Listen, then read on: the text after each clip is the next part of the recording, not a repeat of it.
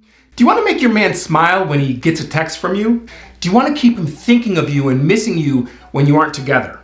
Then you have to watch this video because I'm going to share the texting secrets that will make him fall in love with you. Don't go anywhere, we're starting in 3 seconds. Hi everyone, I'm Dr. Antonio Borrello. Welcome to another video. This channel is all about helping you build great relationships so you can grow happy with the people you love. And building a great relationship and falling in love starts with having excellent communication with your partner. That communication happens in person, over the phone, and through text messages. Oh, and through emojis as well. But when it comes to dating and starting a new relationship, texting has become the go-to tool for people to get to know one another. And it works. When used properly, texting can do everything from spicing up a relationship to promoting respect and value. That's why it's in your best interest to become good at creating or maintaining attraction via text messages. Then your text will keep him emotionally stimulated and have him thinking about you and missing you when you're apart. So, without further ado, here are the texting secrets that will make him fall in love and the rules you must follow when sending any text messages to your man. Number 1, practice the rules of good communication. Communicating, whether in person, on the phone, or through texting, involves both listening and talking. But what many people overlook is that when it comes to good communication, listening is probably the more important of the two skills. And this applies to texting as well. I mean, how can you know what to say unless you first know what your partner wants or needs to hear at that moment? Listening is super important because it makes the other person want to talk more and it makes them feel cared for and valued. So when you're texting, make sure you are able to show the other person that you are listening.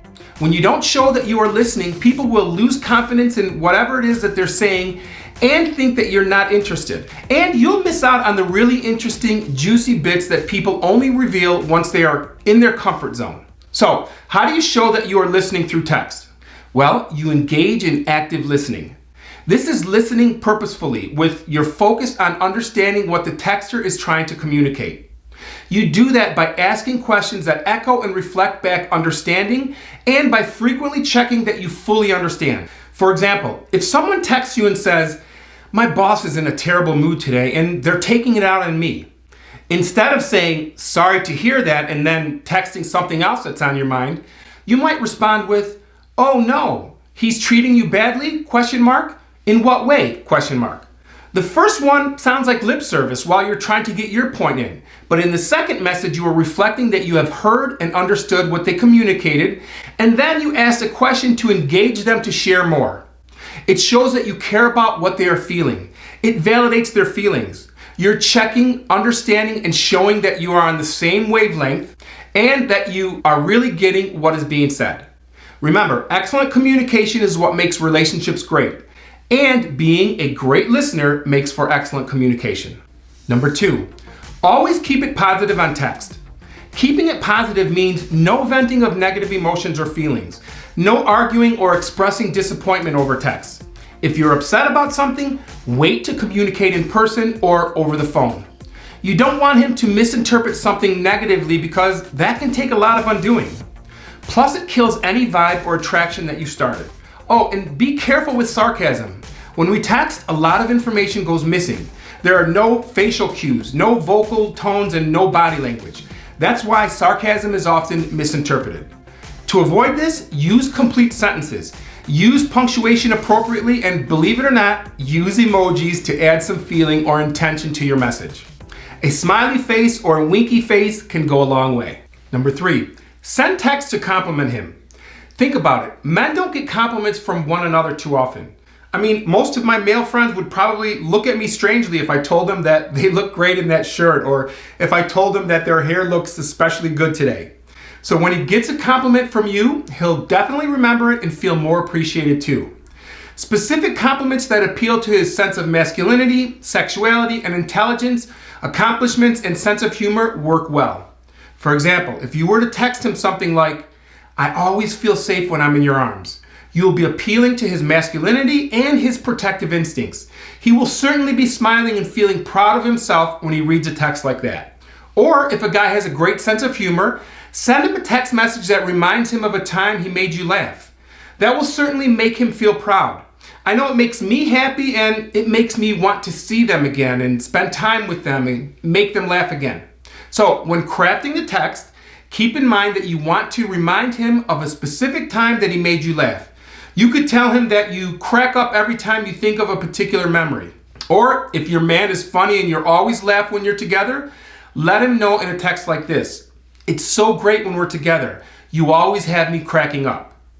Or tell him something specific that he did which cheered you up. This also shows your appreciation for him. You could say something like, "Thanks for cheering me up when I was upset the other day." Or, "You always know how to make me laugh even when I don't feel like laughing." Number 4, texts that trigger a powerful memory. Remind him of a special time in your relationship where you felt super close and special. You're going to text him and help him recall this powerful memory that you've shared together. And you're going to get really detailed so that he will be able to see the memory flash in his head like a movie. For example, let him know you just drove past the place where you first kissed, or that you heard a song that reminded you of when you went on your first date. Use vivid and descriptive language and give lots of detail and tell him what it meant to you. Make him smile, make him reminisce, and make him remember why you two are so good together. This is a very powerful type of text that really gets you connected. So, have you tried these texts before? If so, leave a comment and tell us what happened and how well it worked. I love reading your comments and I'll respond to all of you. Okay, on to number 5. Send him texts that create sexual tension.